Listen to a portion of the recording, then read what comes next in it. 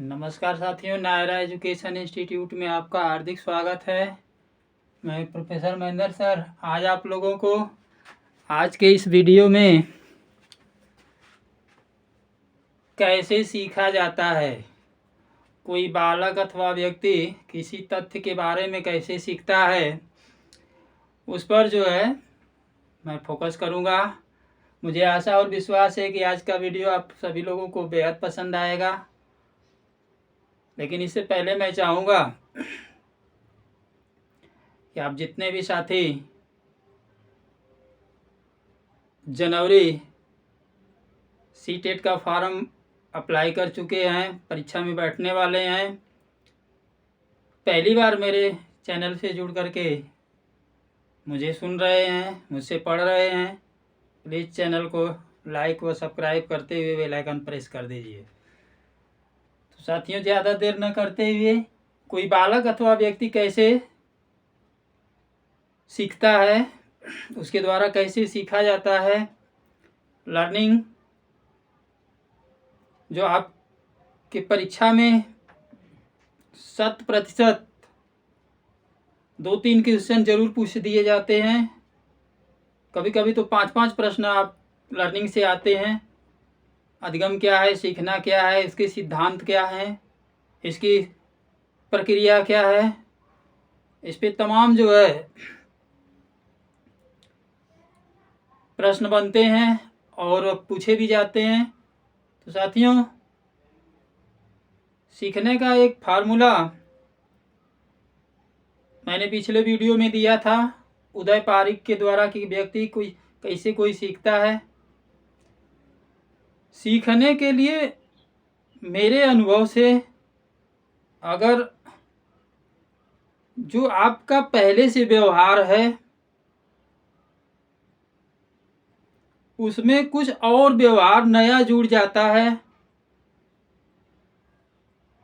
तो हम कह सकते हैं कि जो हमें नया मिला है वही हमने सीख लिया है। तो सीखना लाइफ टाइम चलने वाली प्रक्रिया है, जीवन भर चलने वाली प्रक्रिया है। हर समय कुछ न कुछ व्यक्ति सोचता है, उसके बारे में करता है, और जब करता है तो उससे जो ज्ञान प्राप्त होता है वही उसके लिए सीखना है। तो कैसे सीखता है, कुछ प्रश्न मेरे द्वारा तैयार किए गए हैं। इन प्रश्नों को जो है आगे बढ़ाते हुए फिर हम सीखने की एकदम सिंपल सा एक भोजपुरिया उदाहरण दे करके मोटरसाइकिल के ऊपर, साइकिल के ऊपर, रिक्शा के ऊपर, ड्राइविंग को लेकर के हम आपको ऐसा ढंग से बताएंगे कि आपको समझ में आ जाएगा कि वास्तव में कोई बालक अथवा व्यक्ति कैसे सीखता है। तो पहला क्वेश्चन जो हमने तैयार किया है, सीखने के लिए व्यक्ति को किसी वस्तु की आवश्यकता का अनुभव होना चाहिए। जब तक व्यक्ति को किसी वस्तु की आवश्यकता का अनुभव नहीं होगा तो वो सीखेगा नहीं।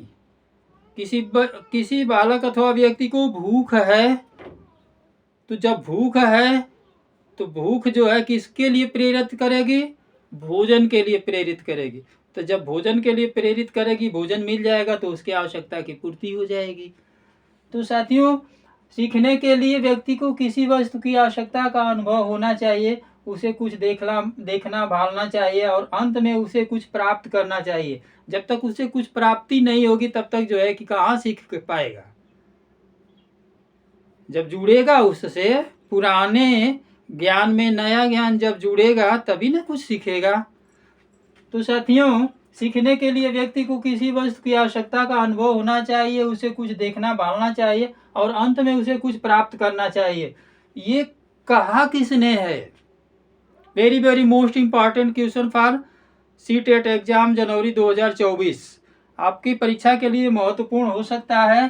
तो सीखने के लिए व्यक्ति को किसी वस्तु की आवश्यकता का अनुभव होना चाहिए, उसे कुछ देखना भालना चाहिए और अंत में कुछ उसे प्राप्त होना चाहिए, प्राप्त करना चाहिए। ये जो है आपका मिलर, नाम सुने होंगे, मिलर और डोलार्ड, इनका कथन है।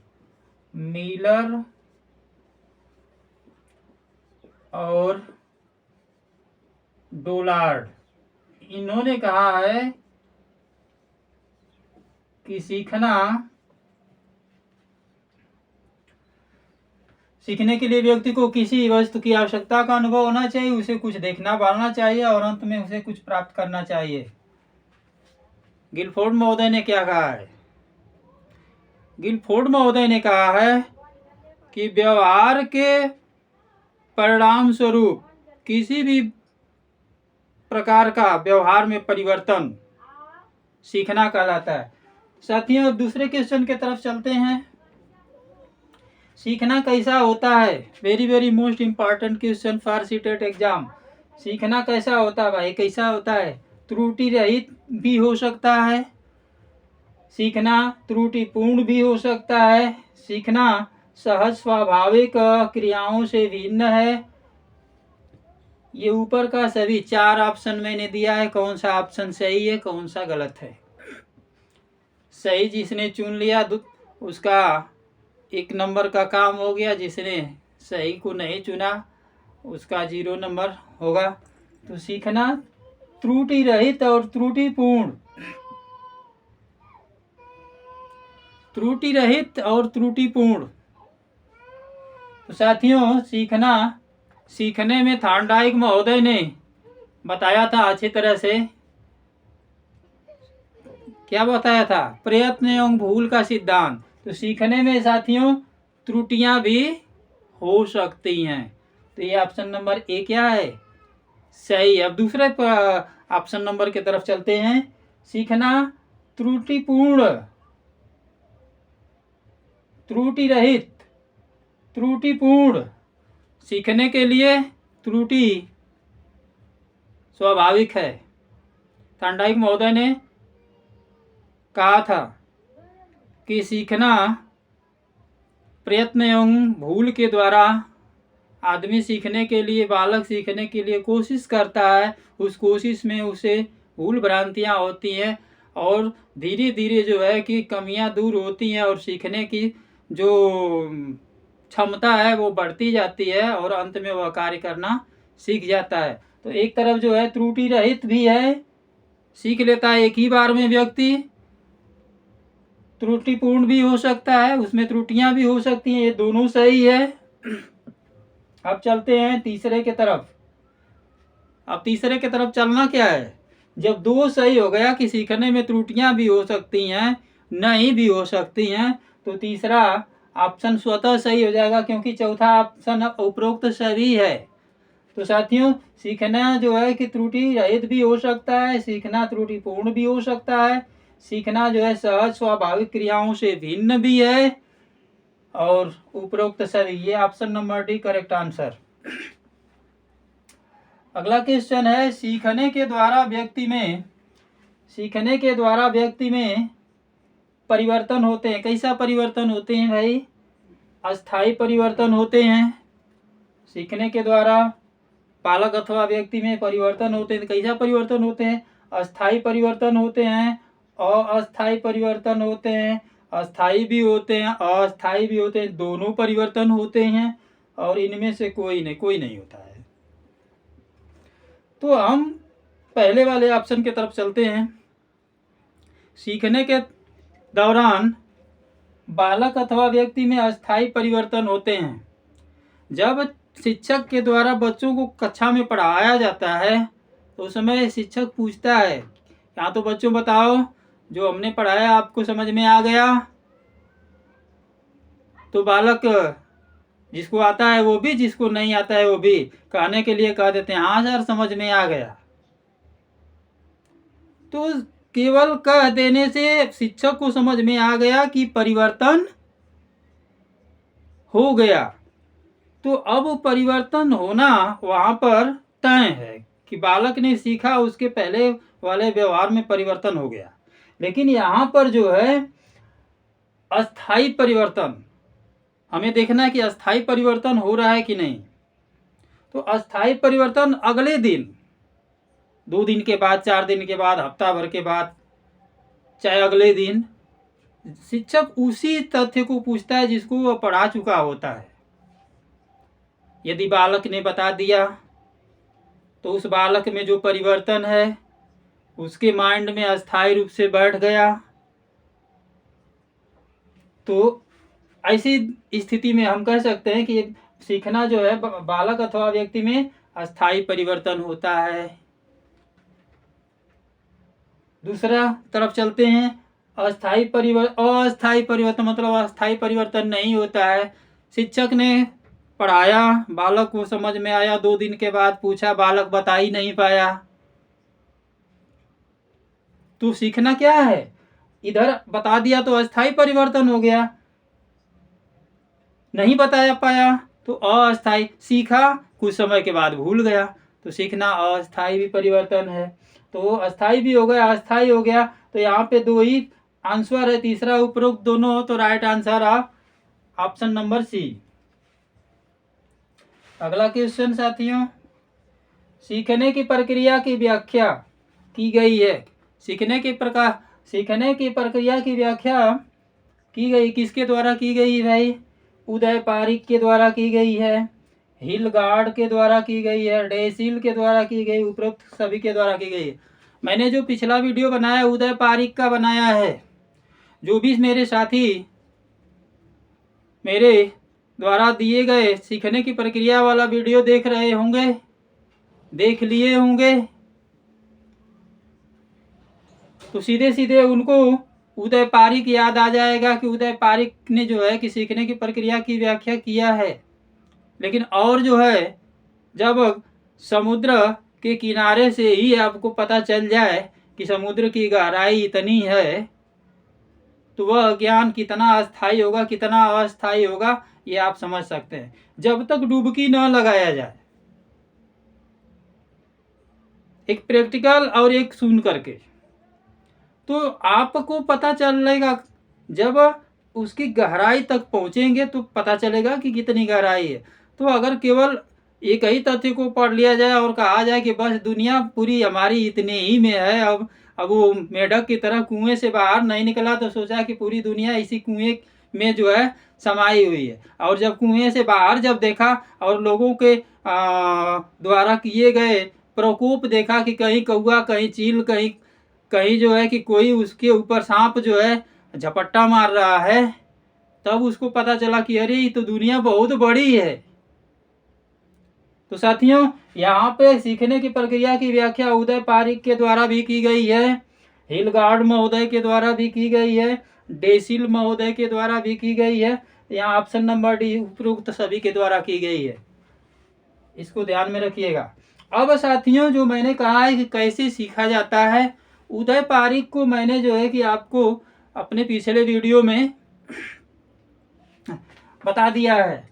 अब आज मैं डेसिल के द्वारा कैसे कोई बालक सीखता है, इसको मैं जो है आप जिस एग्जाम्पल को कहें उस एग्जाम्पल के द्वारा मैं आपको जो है कि इसको सॉल्व कर सकता हूं कि कोई बालक कैसे सीखता है, और आप भी जो है सीख जाएंगे तो किसी को सिखा सकते हैं कैसे जो है कोई बालक सीखता है। तो सीखने के लिए मैंने बताया है कि पहला काम आवश्यकता का अनुभव होना चाहिए। अगर आवश्यकता का अनुभव नहीं होगा तो कोई व्यक्ति अथवा बालक कार्य ही नहीं करेगा। तो जब आवश्यकता का अनुभव उसको होगा तो जिस आवश्यकता का अनुभव होगा उस आवश्यकता की पूर्ति के लिए उसको क्रियाशील भी होना चाहिए। मैं दोनों को यहाँ पे रख देता हूँ, उदय पारिक को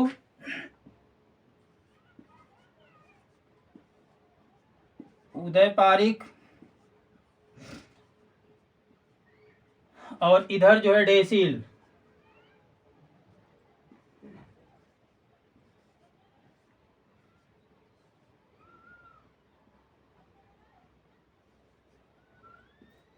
डेसिल महोदय। साथियों, उदय पारिक के बयान में आपको दिया गया है परिस्थिति सीखने के लिए कोई परिस्थिति होनी चाहिए। परिस्थिति का निर्माण,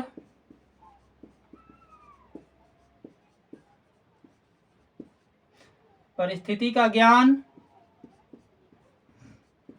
इसके बाद जो है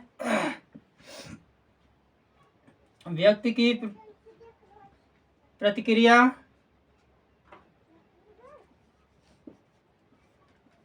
व्यक्ति की प्रतिक्रिया, ये मैंने पिछले वीडियो में बताया था, इस पे फोकस ज़्यादा नहीं करूँगा।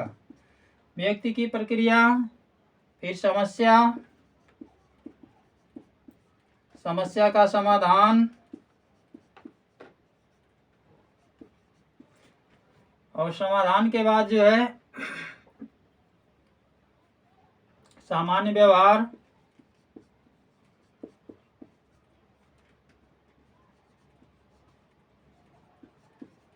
तब जा करके सीखना। ये उदय पारिक ने बताया है। अब ये डेसिल महोदय ने क्या बताया है? डेसिल महोदय ने बताया है सबसे पहले आवश्यकता,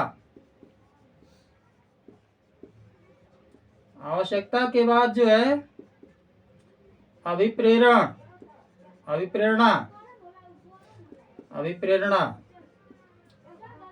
अभिप्रेरणा के बाद जो है उद्देश्य। ध्यान दीजिएगा, इसी तरह से आपके परीक्षा में पूछेगा। उद्देश्य के बाद जो है उद्देश्य प्राप्ति के लिए, उद्देश्य प्राप्ति के लिए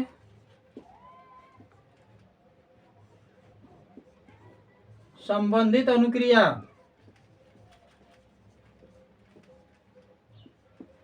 जब संबंधित अनुक्रिया करेगा फिर होगा सबलीकरण, सबलीकरण, और सबलीकरण के बाद जो है सामान्यीकरण, सामान्यीकरण, तब जा करके सीखना कंप्लीट होगा। ये जो है डेसिल महोदय का है साथियों। तो डेसिल महोदय ने जो बताया है कैसे सीखा जाता है, तो सबसे पहले कोई व्यक्ति अथवा बालक के लिए आवश्यकता होती है। जब बालक बड़ा होता है, शैशव अवस्था से बाल्यावस्था में पहुंचता है, तो उसका मन करता है साइकिल चलाने के लिए।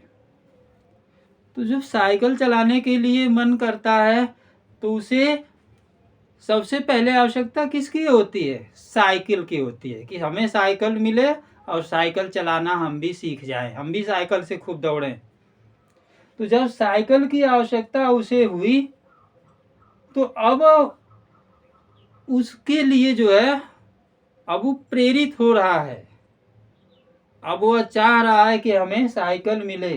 तो साइकिल जब उसको मिल जाती है तो क्या करता है, साइकिल को लेकर के अब चलाना, हैंडल पकड़ करके पैदल चलना शुरू कर देता है, क्योंकि उसको चलाने आता नहीं है। तो जब बालक पैदल उसको चलाना शुरू करता है तो वह क्यों ऐसा कार्य करता है? उस कार्य के पीछे कोई न कोई उसका उद्देश्य होता है। वह उद्देश्य सीधे सीधे भाषा में हम कह सकते हैं कि वह चाहता है कि हम साइकिल में परिपक्व हो जाए, साइकिल चला सकें। हमें जो है कि कोई सफ़र जो पैदल करना है वह जो है कि समय ज़्यादा लेता है। अगर साइकिल सीख जाएंगे तो कम समय में हम अधिक दूरी तय कर लेंगे। तो उस उद्देश्य के लिए वह जो है कार्य करता है। तो जब उस उद्देश्य के लिए वह कार्य करता है तो कार्य करने में हैंडल पकड़ लिया तो क्या चलाने लगेगा एक ही दिन में साइकिल? बालक अभी बाल्यावस्था में है, 6 से 12 वर्ष की अवस्था उसकी है, तो क्या करेगा? वो जो है साइकिल चला लेगा एक ही दिन में? नहीं साथियों, वह जो है क्या करेगा, धीरे धीरे जो है उस पर अभ्यास कार्य करेगा। उसमें त्रुटियां ज़्यादा होंगी, वह जो है कई बार गिरेगा, संभलेगा, गिरेगा, संभलेगा, और धीरे धीरे जो त्रुटियां हैं, कमजोरियां हैं, वह दूर होती जाएंगी और वह जो है कि सीखने की ओर अग्रसर होता जाएगा। और एक दिन ऐसा समय आएगा कि बिना किसी त्रुटि के, बिना कोई गलती किए, बिना साइकिल पर से गिरे वह साइकिल चलाना सीख जाएगा। और जब सीख जाएगा तो उस कार्य में जो है कि वह जो है जब त्रुटियां कम हो जाएंगी तो उस कार्य को करने के लिए सबल हो जाएगा और वह कार्य करना उसके लिए आसान हो जाएगा, उसके लिए सामान्य हो जाएगा। इसी को क्या कहते हैं कि बालक ने साइकिल चलाना सीख लिया। तो साथियों, आज के वीडियो में बस यहीं तक। अगले वीडियो के साथ हम जल्द ही आपके समक्ष प्रस्तुत होंगे। तब तक के लिए नमस्कार, जय हिंद।